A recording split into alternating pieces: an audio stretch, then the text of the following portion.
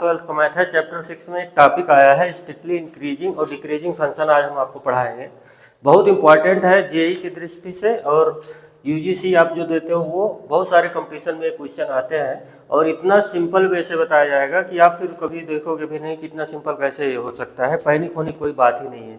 देखिए, strictly increasing function का मतलब है कि स्ट्रिक्टली मतलब जैसे बोलते हैं ना, ये टीचर बहुत स्ट्रिक्ट है, मतलब सख्ती से आगे ही बढ़ता रहेगा, ये इतना मतलब है। तो देखिए, इसको जैसे जैसे आप एक्स पे आगे जाएंगे वैसे वैसे इस फंक्शन की वैल्यू बढ़ती जाएगी। आप कोई छोटे बच्चे हो नहीं, कोऑर्डिनेट ज्योमेट्री पढ़ चुके हो कि इधर नेगेटिव होता है इधर पॉजिटिव होता है, तो नेगेटिव से पॉजिटिव की तरफ जैसे जैसे जा रहे हैं तो इस फंक्शन की वैल्यू क्या होती है, लगातार बढ़ती जाएगी, इंक्रीज लगातार होता जाएगा। इसीलिए इसको बोला है स्ट्रिक्टली इंक्रीजिंग फंक्शन, मतलब बहुत सख्ती से इंक्रीज होने वाला ला को ये फॉलो करेगा। ये ग्राफ आप समझ रहे हैं अभी, स्ट्रिक्टली डिक्रीजिंग फंक्शन, ये समय के साथ विद रिस्पेक्ट टू टाइम जैसे जैसे एक्स आप अब आगे की तरफ बढ़ाते जाओगे इसकी वैल्यू देखो ये डाउन होती जाएगी, इसीलिए इसको बोलेंगे स्ट्रिक्टली डिक्रीजिंग फंक्शन का ग्राफ। और ना तो नाइदर इंक्रीजिंग होगा ना डिक्रीजिंग होगा, ये कब होगा, जब कांस्टेंट वाली लाइन आएगी y equal to x y equal to 3 बोल दिया तो कांस्टेंट है वो।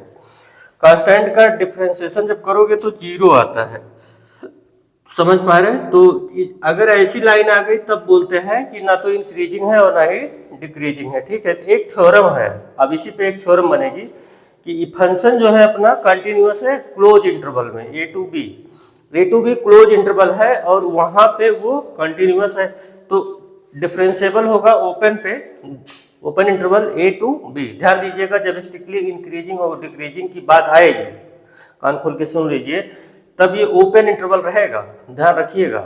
तो सबसे पहले जानेंगे कैसे कि इंक्रीजिंग है और डिक्रीजिंग है। अगर उसका फर्स्ट ऑर्डर डेरिवेटिव मतलब फर्स्ट बार डिफरेंशिएशन पॉजिटिव आया तो बोला जाएगा कि x जो बिलोंग करेगा open interval A to B में, मैंने फिर बताया कि डिफरेंशिएबल जब होगा तो ओपन में ही होगा, तो उसका डिफरेंशिएशन अगर पॉजिटिव हुआ तो हमेशा बढ़ता रहेगा। अगर डिफरेंशिएशन उसका ओपन इंटरवल में निगेटिव आया उतने ही रेंज में तो क्या होगा, डिक्रीजिंग होगा। और उसका डिफरेंशिएशन अगर 0 हो गया तो नाइदर इंक्रीजिंग नार डिक्रीजिंग। इस तरीके से आपके ये तीनों ग्राफ का मेन कॉन्सेप्ट ये है ना। अब आपके पास एक एग्जांपल 7 है, so that fx equal to 7x minus 3 is increasing on r। r समझ रहे हैं, r होता है रियल नंबर। क्या होता है, रियल नंबर। रियल नंबर मतलब माइनस इन्फिनिटी से लेकर के नंबर लाइन पे प्लस इन्फिनिटी तक पूरा कवर करेगा, ठीक है। तो आपको हम एग्जाम्पल 7 अभी तुरंत समझाते हैं, यहाँ पे देखिए कैसे लगेगा, बहुत आसान है, कुछ है नहीं। अब आप बहुत कुछ पढ़ चुके हैं, तो देखिए एग्जाम्पल 7 का सोल्यूशन क्या है। fx इक्वल टू है 7x minus 3। Now we have to show that this function is increasing on r का मतलब रियल नंबर पे। तो इस थ्योरम के हिसाब से इसका फर्स्ट टाइम इसको डिफरेंशिएट जब आप करोगे तो 7x का डिफरेंशिएशन 7 आएगा, 3 का आएगा 0, तो क्या आया 7 जो कि पॉजिटिव है ना। ये देखिए f(x) पॉजिटिव है, तो for each x belongs to a to b, तो यहाँ जो है for all x belongs to r, कुछ भी हो, चाहे जो भी रियल नंबर इसमें रखोगे हमेशा पॉजिटिव ही रहेगा। कहाँ से रखोगे, x से फ्री हो गया है, तो चाहे जो x रखो ये हमेशा रहेगा पॉजिटिव। कौन पॉजिटिव रहेगा, उसका फर्स्ट ऑर्डर डिफरेंशिएशन अगर पॉजिटिव हो गया तो function is increasing on r। ये इंक्रीजिंग का मैंने सिंबल बनाया, बस ये फिनिश हो गया क्वेश्चन। अब एग्जाम्पल 8 देख लीजिए। अब ऐसे ये है, so that fx equal to this x belongs to r is increasing on r। Increase होने के लिए इसका फर्स्ट डेरिवेटिव पॉजिटिव आना चाहिए।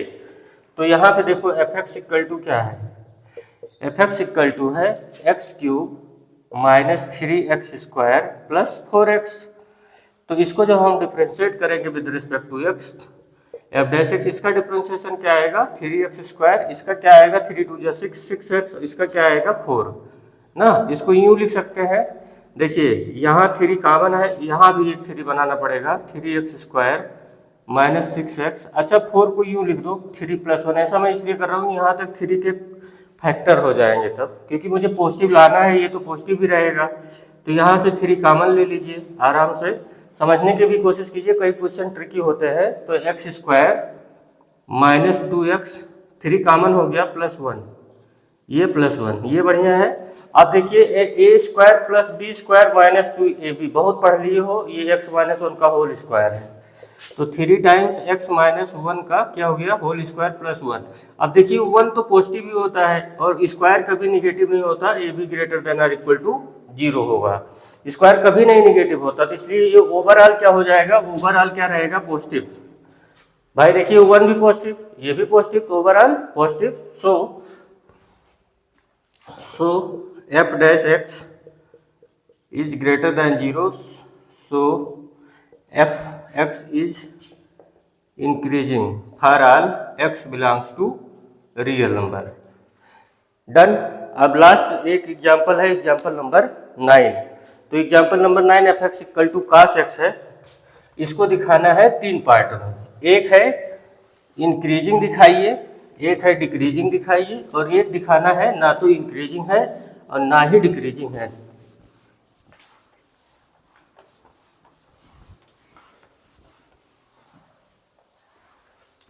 तो चलिए देखिए एक ये वाला 9th वाला एफ एक्स इक्वल टू क्या है, example number 9 F X equal to है कास एक्स। बहुत इंपॉर्टेंट टॉपिक है, ये बता दे रहा हूँ, चाहे यूजीसी देखिए चाहे जेईई देखिए, हर जगह 1-2 क्वेश्चन इससे आते हैं ना। और लगेगा कि यहाँ पे F X equal to cos X है तो ये डैश एक्स कर डालिए। कास एक्स का डेरिवेटिव होता है माइनस साइन एक्स ना। अच्छा एक बार फिर से आज मैं आपको घुमाता हूँ यहाँ पे क्वाड्रेंट वाले में, ASTC ध्यान रखिएगा। ये फर्स्ट क्वाड्रेंट है, ये सेकंड, इसको अभी ज़रूरत पड़ेगी, ये थर्ड क्वाड्रेंट है और ये फोर्थ है। आराम समझिए, चिल होके, कोई दिक्कत नहीं है। जितने आराम से मैथ को समझोगे उतने अच्छा लगता है, उतने अच्छा समझ में आता है, उतने कम गलतियाँ होती हैं। एकदम रिलैक्स और चिल मोड में रहो। ये देखिए 0 से लेकर के 90 तक है, और ये 92 लेकर के 180 तक है, और ये 180 से लेकर के ये 270 तक है, और 270 से ये 360 तक का बात करेगा। ये इतना, ये ऐसे एरो बताएगा 270 से 360, ये बताएगा 0 to 90, ये बताएगा 90 to 180, ये बताएगा 180 to 270। चलिए देखिए F dash x minus sine x. तो हमने आपको बताया है कि कोई भी फंक्शन हो ट्रिग्नोमेट्री वाला ना, वो 2 जगह पे 2 क्वाड्रेंट में पॉजिटिव होगा और 2 क्वाड्रेंट में निगेटिव होगा। तो आल का मतलब होगा इसमें सारे ट्रिग्नोमेट्रिक फंक्शन क्या होते हैं, पॉजिटिव होते हैं, और इसमें केवल साइन और उसका उल्टा कोसेट पॉजिटिव होगा। एस मतलब साइन, तो मतलब ये जो साइन है ये 0 से लेकर के 180 तक, इसमें तो आल पॉजिटिव होता है। ये तो बोलो हाँ समझ गए, इसमें साइन पॉजिटिव, आल मतलब सब पॉजिटिव, तो साइन भी पॉजिटिव, ठीक। ये दूसरा उसी का घर है 90 to 180, तो यहाँ मतलब साइन का ये भी घर है और एक प्रकार से साइन का भी घर है, सब पॉजिटिव ही है। तो 0 से लेकर के 180 तक साइन कभी निगेटिव नहीं हो सकता ना। तो यहाँ पे लिखिए साइन एक्स इन 0 to पाई ना, नेवर निगेटिव, नेवर निगेटिव, कभी निगेटिव नहीं होगा। सो अगर ये निगेटिव नहीं होगा तो क्या होगा, पॉजिटिव होगा।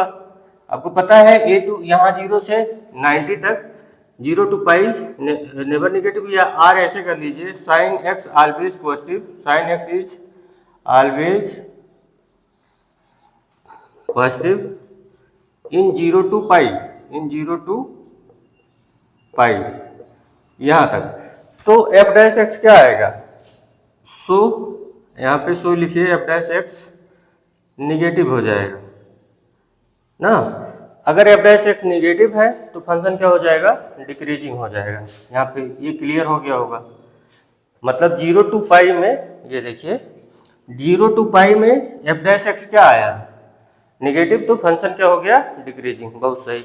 अब सेकंड पार्ट है इंक्रीजिंग लाना है पाई से 2 पाई में, ठीक है।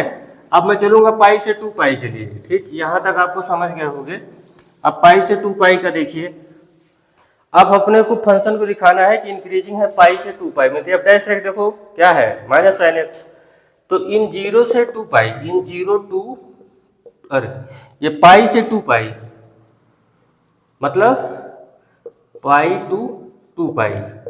इस फील्ड की जब बात करेंगे तो यहाँ पे तो tan का फील्ड है और ये कास का फील्ड है, तो पाई मतलब 180 से लेकर के 2 पाई मतलब 360 तक, पाई से लेकर के 2 पाई मतलब 180 से 360 तक साइन एक्स क्या होगा, निगेटिव होगा।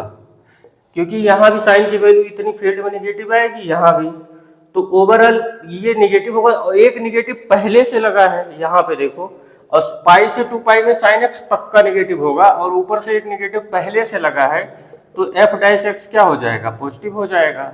और पॉजिटिव हो जाएगा तो क्या हो जाएगा, इंक्रीजिंग। ये देखिए हो गया, ये भी प्रूव हो गया। अब सी वाला पार्ट देखिए। अब देखिए 0 से पाई में सेम फंक्शन है आपका, 0 से पाई में सेम फंक्शन क्या है, इंक्रीजिंग है।